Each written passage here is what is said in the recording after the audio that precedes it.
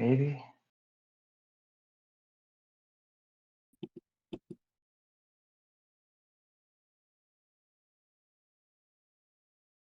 There we go. There I am. Looking beautiful as ever. All right. All right, cool. Well, yeah, we'll get started. Thanks everyone for joining in. I am Mike Parkhill. I'm head of engineering here at Doc, and I just thought I'd sort of carry on a little bit from what we started last night with the introduction to verifiable credentials and showing you a little more of what we have to offer as far as tools and the Doc ecosystem goes. Uh, I'm fairly open to questions. I want this to be fairly relaxed and casual. I don't have an hour's worth of stuff to show, so if you guys have questions, feel free to interrupt and ask away, and I'll do my best to answer. I thought I'll start off. So certs, as you probably heard last night, or certs Doc, as you heard last night, we've been around for about 5 years, building towards verifiable credentials and centralized identity and all that. And we launched about a year and a half ago now. Our API offering, or it's a REST API offering. And we soon after releasing that realized people needed a no-code way of issuing credentials. It's basically just a portal for issuing verifiable credentials and doing verifications and things like that. So I'll do a little walkthrough what certs has to offer, and then maybe towards the end, if people are interested, I can switch to a few sort of actual using the API, using Insomnia or Postman or something like that to sort of show you what the structure of the messages look like and what they can do. There's actually a couple things you can do in the API that you can't do in the UI at the moment just because the UI hasn't caught up yet. So I'll show a couple things there. Yeah, so like I said, feel free to jump in and interrupt or ask questions as I go. But yeah, so let me start off with certs. You can see on the screen the main part of the window. This is our certs application. You can sign up for it here at certs.doc.io. And on the right, I've got our wallet app, which the two of them play pretty nicely together. I'll use the app to show sort of some of the functionality and things, but I won't go into as much detail about it. But we can talk about that a little bit too as we go. So yeah, so here in certs, here's your dashboard. This is your landing page. Really, it's got a video of me again talking about how to issue a credential and some links to some useful information about things, our user guides, basic verifiable credentials, how to create a DID, that kind of stuff. So, and how to start with our API. So if you're curious about all that, you can find all of it on the main page. If you're coming in from a developer, we've got this developer section here where you can set keys and webhooks and all the links, docs, and that kind of stuff as well. But I'll start off just with what we have here in certs. And so the first thing is you start off with creating your issuer profile. So we support the idea that you might have multiple issuer profiles. The use cases for that we like to talk about. So if you have a university, like Harvard University is using our platform someday, I hope. They might want to give different departments or different faculties their own issuer profile. So there might be a different one for the Department of Engineering or the School of Law or the School of Medicine, where they can have different logos, different designs, different templates, that kind of stuff. So different profiles just allows for you to issue in a different way, using a different logo, different branding, whatever, depending on your particular issuance use case. So I've just got this one in here, very basic one, me cartoonized by a previous company I worked at. So yeah, I can add descriptions and names and that kind of stuff there. Now, everything I'm showing you inserts, you can do with the API as well. So keep that in mind as you go. So if you see things like, well, I don't want to use certs and use the API, well, yeah, you can definitely do that. So we'll start at the beginning. Issuing a credential is the most basic thing, right? Sort of what we all want to do. So very quickly, you can just click the issue a credential button. We have a few pre-baked templates or schemas that you can use. I'm just going to do a very basic university degree credential here.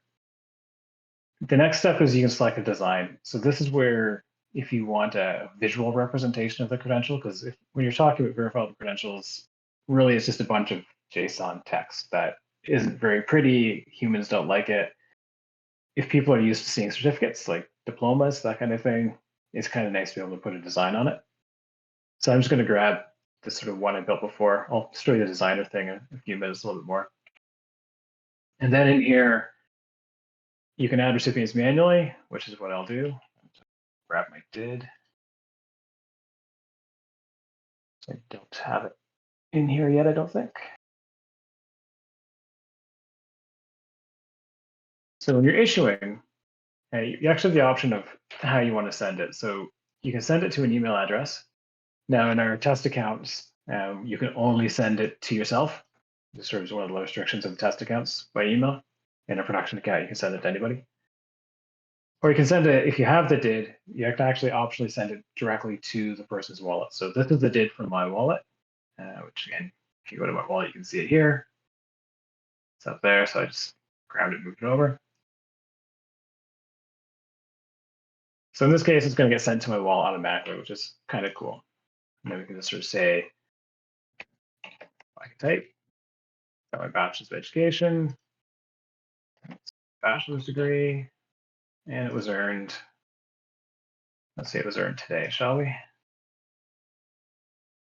My full name, Park Hill, as you all know. Date of birth, and here's where I start lying to you. Let's go, and we'll say that I'm very, very young. I was born last year on May 10th. I'm very advanced for my age. Right, and then you have the option of expiring it. So say this is a university degree is probably less likely to be expired, but obviously you can expire like driver's license or passports or whatever the case may be. So that would just, you set that. I'm going to leave it off because again, degree doesn't make much sense. So add the recipient. So you can do that. You can add as many as you want manually. You just keep clicking the add manually. Or we also do support importing a spreadsheet. So if you have a database of people you want to issue a credential to, you can dump that out to a CSV file, import it here. It'll populate this grid for you. And then you can sort of do a bulk issuance very quickly that way. And persistence. So this is an option we have. You don't have to do this if you don't want to, but if you want us to store a copy of that credential for sort of a web view of it, you can do that. When you do that, we ask you to give us a password so it can be encrypted using that password. That way we can't look at it, we can't know it, sort of keeps you privacy controlled off if someone else got the URL. If they don't have the password, they can't see that credential either. So it sort of gives you a little more control over who can see it. So I'll just set a very basic password because it's a demo. Yep. And then you can also generate a PDF. So again, it's that sort of visual representation of the data. You can add revocation, and you can anchor. So revocation would obviously be the ability to say later down the road, hey, this person is behaved in a way that you don't want to allow them to keep their degree anymore. So it's unethical behavior, whatever it might be. See, we could add revocation as an option here. You have to add this at the issuance stage. You can't add it later. So once you've issued the credential, or as you're issuing the credential, you can add the ability to revoke it. Actually, I think I lied. In the API, you can't add it later. With the UI, you can only do it here. And so yeah, that's sort of if you ever want to say this credential has been revoked, and then if someone tries to present that credential in the future after it's been revoked, it would show as invalid. And then anchoring, and this is the idea of putting a timestamp on the blockchain of what the credential looked like. So again, we don't put the actual credential on the blockchain, we just put a hash of the credential. So this is a way of saying, on this date at this time, the hash of this credential was this, which is just going to be a series of hash encoded values. And then if someone wants to do the extra step of validation later on, they can compare the credential being presented to them then. They can do the same hash. They can compare it to the hash on the blockchain and go, well, it's changed. So you've modified something, so I'm not going to accept it anymore. So it's an extra layer of security for the validation piece. So use DocBBS Plus is that's our last option on here. And this is how we do our version of anonymous credentials. It's using the BBS Plus algorithm. If you want to support things like selective disclosure and range proofs and that kind of thing, you have to use this option. If you use just a vanilla standard, it gives you the W3C credential, but it doesn't support those more advanced features like selective disclosure and range proofs. So BBS Plus is a really powerful tool to give you that privacy for your users, for the holders, to be able to control who sees what and when they see it and that sort of thing. So I'll leave it on because it opens up a couple more things to show you guys. All right, so click next. Again, do I want to add emails? I don't at the moment. I'll just issue the credential. This takes a second or two to create the PDF and everything because I turned all the options on. And it will take a few seconds as well to get out to the phone. It takes between 30 seconds and a minute sometimes to get out to the phone. All right, so you can download the credentials, which I will Open the PDF. So there we go. There's my university degree. I didn't mock up the designer very well, so it doesn't show most of the data on it, but that's the basic idea of the PDF, that if I just had a better design, it would actually show whatever information I needed. Can close that. And if you want to see it in a web view, you can click on that link. So this is a persistence option I was mentioning. You see password protected still. Pull it up, you see the same thing, very much the same as the PDF. And as you pull it up in the web view, we actually have this where we run a verification on it. So we actually validate it in real time for you to make sure that this credential is still valid as it is there, which is all pretty good. So that's sort of the base of the credential. You can see over on the phone, I got my bachelor's of education. It showed up. And details are all there. So there's all that. So that's really the basic flow of issuance. There's a lot of things you can do to customize it, which we can do a little bit more of. But this is just the basics of, you go in, you enter the data, choose a template or design, and then you can ship it out to your holder. If you're using the API, when you send in the request to create the credential, you get the credential back, and then it's up to you to decide what you want to do with it. You can choose to store it, you can choose to send it. Obviously, we don't really suggest issuers hold on to them, but we do have some users or some customers who have asked for that. All right, so that's issuance. Any questions on the basic issuance? Before I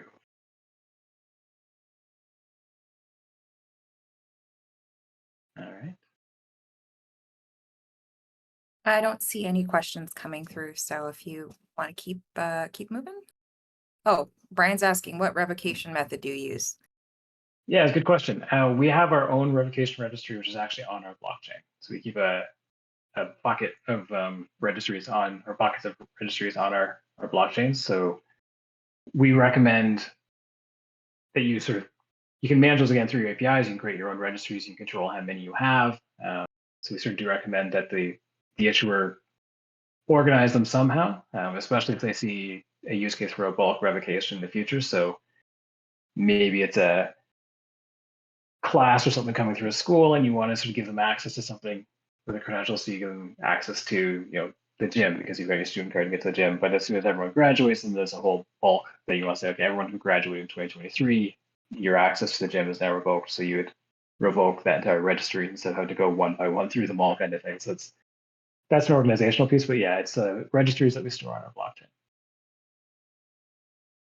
Could be worth mentioning that you can also expire credentials as well. So you can set an expiration date if you know what that is going to be. I see someone else is typing here too. Just wait for a second.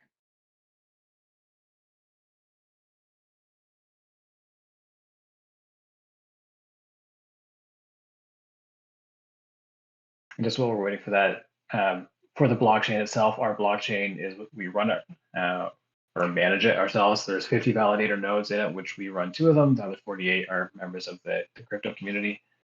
And it is a public permissionless chain. So it's open to the world for everyone to see. So just if you're curious about that kind of piece of the blockchain.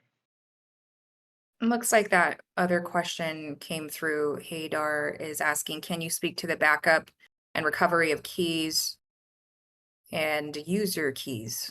I think he's asking.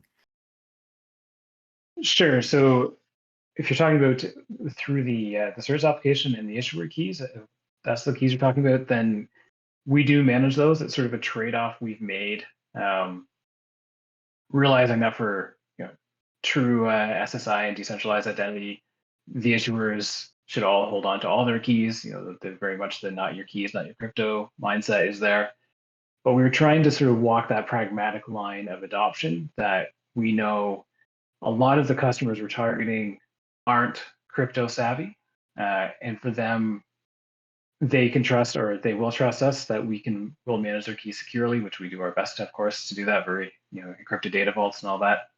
But we decided we would take that, we'd take control of holding onto the issuer keys for them so that they don't have to worry about that headache of managing their keys and that kind of thing. If you go, and that's if you go through the UI or through the REST API, we do actually have an SDK that you can use if you want to go directly against all the crypto libraries and things that we have, in which case you can take back ownership of your keys and manage all that yourself. It's just the API inserts is sort of trying to make it simpler and take away some of the friction that we've seen from people trying to get into the space. Does that answer your question, Hadar?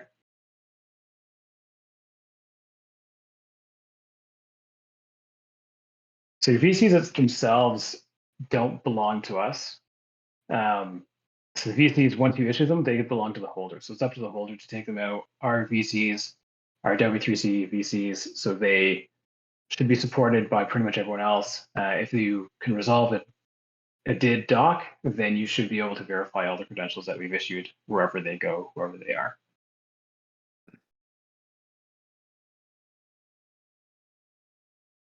All right. All right, cool. I will move on to verifications. So the other side of the piece, you've issued a credential now, you want to verify it somehow.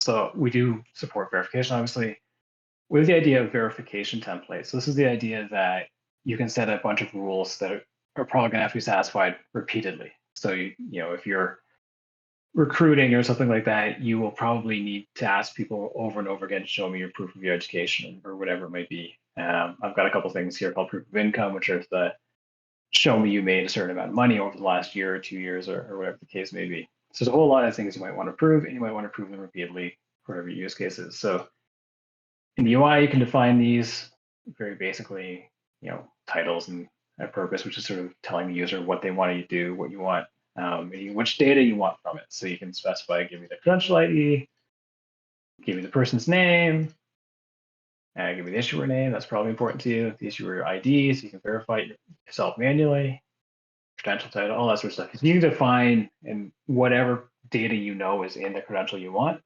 you can define which ones you want returned. You can restrict it based on the issuer. So if you only want to accept degrees from Harvard, you can put Harvard's DID in here, which would restrict it. So you would only validate credentials from them. And you can limit the name. Again, this is our default list. A couple of ways of doing that. So that's very basic. When you get into the API, we actually have some other things you can do, like range proofs and a few other more complicated things. We just don't have that into the UI here yet. But what I'll do, when this loads again, is I'll show you an actual verification. So now that we've got a template, we can actually use it. So we create a request. This is a one-time use request. And I'll use my phone to scan that.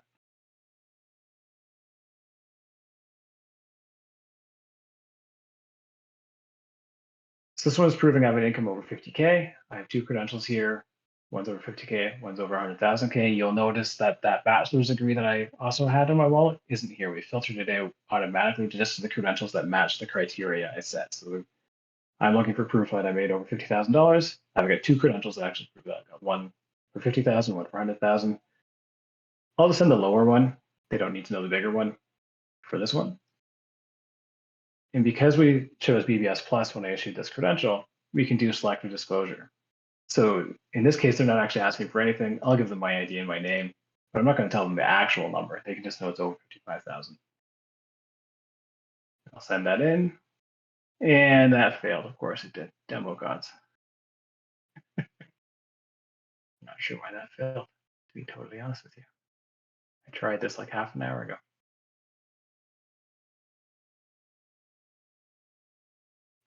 So back to the question here from Hadar. How do you know the issuers or verifiers are authorized? You have a list of that. So we do not have our own trust registry. That is something that we are definitely keeping an eye on. I know there's a lot of different groups out there who are building trust registries. So you can sort of say, hey, these are a list of known entities and these are their DIDs. So if you see credentials issued by them, you can trust them. But no, we don't currently maintain our own list. But we are definitely keeping an eye on what the industry is doing and what standards are coming up and what groups are creating them. And we will, as those solidify, integrate with them. Hope that answers that question. And as far as my verification demo goes, I'm just going to move on. Pretend it worked. Because what you should see, if it does work, is in the history. I'll Hopefully this one, no, that one didn't get used. This is where I go off the rails. That didn't work. All right, this one has a history though. So you can sort of see these ones are verified. You can go in, you can see what data was actually sent. Yeah, Democrats are never with anybody. But yeah, so you can see, I can show you this credential in a second. Actually, I can show it to you now in the wallet. Do I have that one? I don't have that one anymore. But this credential had some other data in it as well, and I only returned the 2 things. So selective disclosure only sends in what you allow them to send using those checkboxes. I'll have to figure out what's going on with that verification later. But that's sort of the basic flow for verification is you create the template, you use the QR code for the holder to scan it, and then they respond using the prompts that are there to sort of give the data that's in there and the information is there. I will admit that setting these up to be just right can be a little finicky, getting them just to be all the right details that you want and to get it to prove the credentials you want takes a little bit of trial and error. And I do have it in the back of my brain of some ideas we can do to improve that UX, but that's definitely a thing that's there. But yeah, so that's the basics of verification. Any questions on that before I go any further?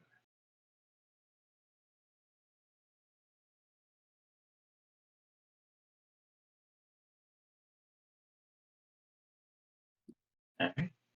Yeah, don't see any questions coming in or requests to join the stage. So I think Cool. we can keep moving. We'll keep moving. All right. So during the issuance thing, I sort of glossed over these. So templates, these are schemas basically. So if you have certain data that you know you want, you can define it here. So you can either import a schema if you already have one, or you can create one manually. So you can add the fields that you want. You can say name, you can say text, if you're required. You can add a field. Date of birth, say. You can say what data type it is. You can say this is a date. But you also have these other options, numbers. It can make a Boolean yes, no. It could be a web site, URL, date, time versus date, whichever you want to do. And you can do nested objects as well. So there's all sorts of functionality there. So basically, this is just restricting, if you ever want to create a credential, what fields do you need in that credential? So like I say here, this could be, looks like I'm building kind of a citizen record or something like that. Or I could say birth certificate, it's probably birth certificate as your use case. So you'd say name, date of birth, the ID, probably like say mother's name, sex, father's name, standard. So you can add whatever fields you need to add. Can go in here. Preview it before you send it. So this is sort of what it would look like and how the various objects we referred to. You can publish that. And then it will be available to be used. So then when I go to issue a credential,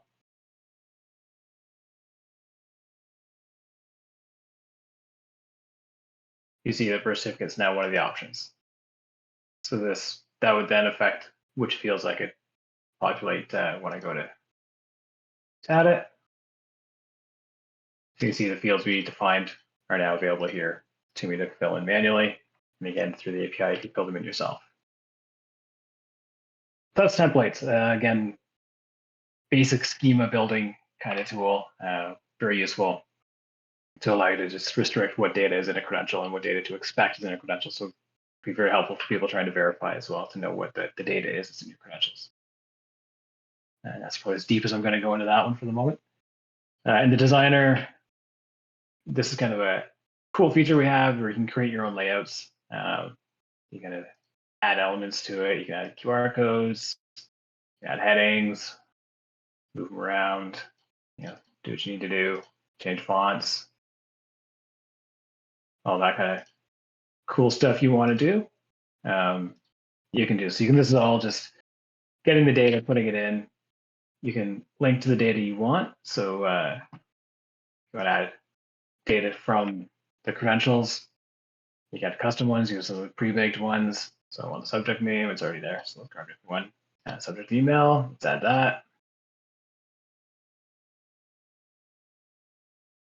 Go. Sure, that's not working. Again, demo gods. All right, I'll come back to that. But yeah, you should be able to just add and drag these across.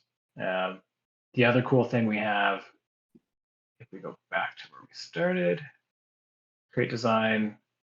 So say you already have a PDF of what your credential looks like. We actually do support the ability to import it to get your design started. So this is for people who've been giving out diplomas and pieces of paper for years. You can just upload a PDF, we break it down into its components, and then you go in and change all these to the placeholders for the attributes and stuff that you want. So it's just sort of a cool UI tool to make the credential look prettier. And again, if you're using a web view or if you're using PDFs, it makes it sort of feel what a human would expect to see and make your users sort of recognize what it is. It gets your logo on it and all that kind of cool stuff. So that's just another cool feature we have here, the designer. And that, I think, was all I sort of wanted to go through here in the actual UI element of it. Any questions before I switch to a quick little demo of API stuff? Going once, going twice. All right. So here, I'll just show you sort of what a credential post looks like. Hopefully that's readable. It's a little small maybe, but basically it's just this giant blob is the logo from the issuer. It's just to make sure that you always get the same logo no matter what time they do it. We actually embed it. But yeah, here's all the data that comes back. The link to it is the ID here, that kind of thing. So pretty basic as far as that goes. But then the cool thing that I wanted to mention was we do support on verification templates. This is jumping back to verification for a second. I mentioned there's some functionality you can do in the API you can't do in the UI, and this is one of them. So you can do range proofs. So the way you do that is you just define what field. So in this case, I'm saying I'm looking for credential subject income for the year 2022 and the total value, and I want to say I want a number that's at a minimum $100,000. So or 100,000. So I can create that. This gives me the response back. So again, this is the template, and then I'd get the actual request itself. When I get that request back, it gives me this QR code. Let's see if it works with this one. This is a different one. I'm sure it's something. And where'd my phone go? There it is. Can I code bigger? If it's possible, it was just extremely small, so I just thought it might be helpful for people to be able to follow a little better. I actually don't know how to expand. Where's view? So the zoom, there we go. Oh, that's a little better. Yeah. Oh, cool. All right, cool. All right, so yeah, so again, I'll go back to the template for a second. Make it a little easier to see now. So yeah, so this is the part down here, the constraints. And these are following the presentation exchange filter protocol. So that's PEX exchange. So it's using their filter syntax to do that, which we've got links in our documentation too if you're curious about what you can do with it, because you can filter on dates. I could add a maximum as well if you want to do a range. You can filter on string values. There's all sorts of stuff you can do. You can add multiple of them together to get sort of a multi-tiered condition on it. It's pretty neat. Yeah, so when you get the actual request template, you get that QR code again. And just to show you it does actually work outside of certs, this is what that QR code would render as. I'm going to give it a go, see if it works, because this did work beforehand. It's probably going to fail again, but you never know.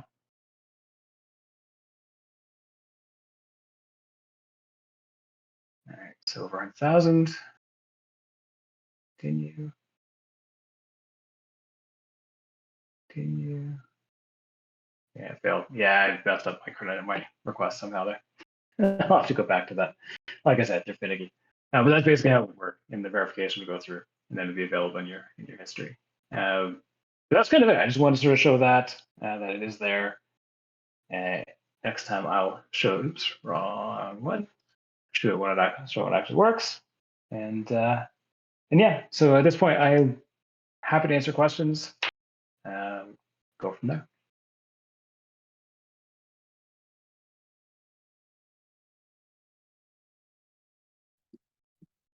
Yeah, sure, Brian.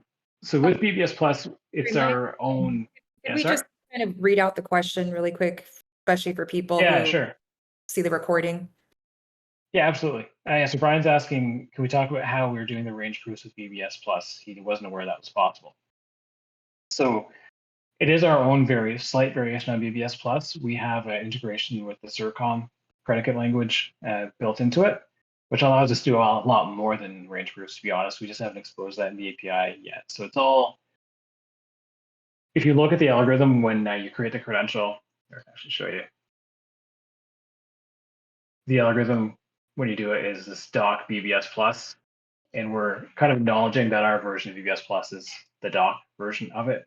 As the BBS Plus algorithm allows it natively to do stuff, we'll migrate away from our own custom version, but we do have a sort of a customized version of BBS Plus right now that supports the CIRCOM proofs to do it.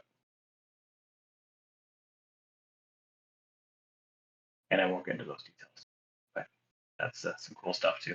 And we are hoping to bring more of the CIRCOM functionality with the more complex predicates and stuff into what we offer in the API inserts over the next few months. It's sort of on our roadmap to get to that stuff.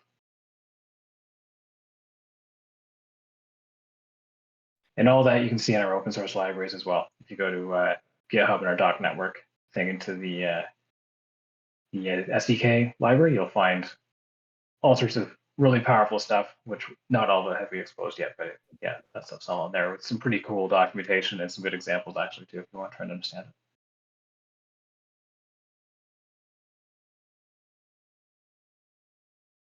All right. Any other questions? People have any other questions for Mike, or maybe anything relevant to what they're discussing that has come up throughout the day today that you might have more questions on?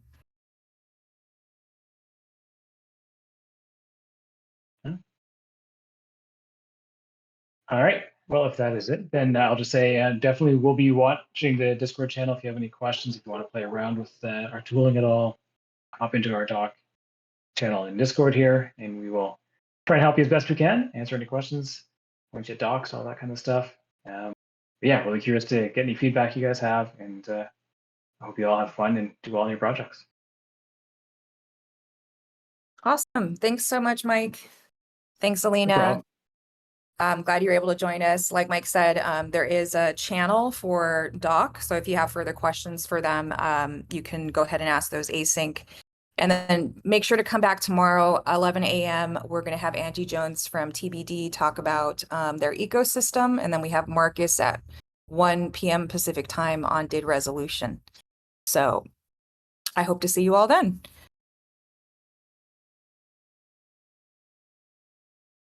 All right. Thanks, everyone. Thanks for coming. Thanks, Amari. See you soon. Bye.